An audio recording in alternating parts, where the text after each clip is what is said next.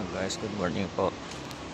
Ito, kasara pa itong mga building namin, pero may bata na tulog, nakakawawa naman pag gisingin. Kasi umulan po.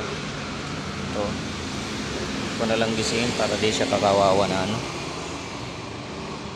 umulan kasi kanina.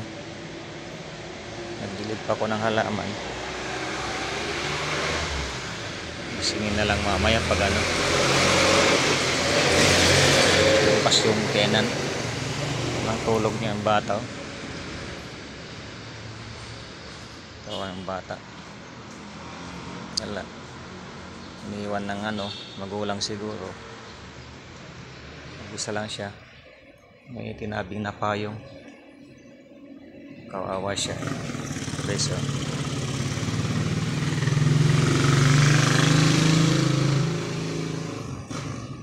kahit wala mang karton na nilatag dyan.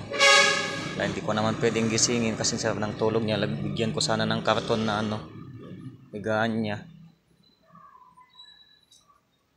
Hindi siya doon, lamigin. Kanina pa madaling araw siguro dyan. Kasi alas 12 wala pang tao dyan. Ulan ko kasi. Yung isa naman kanina nandito natulog. Yung lalaki dito rin natutulog yung isa kanina. Pinapabayaan na lang din na matulog dito kasi kawawa naman sila, walang matuluyan kung saan sila natutulog dito bata.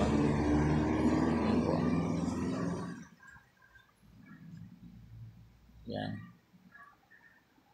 wala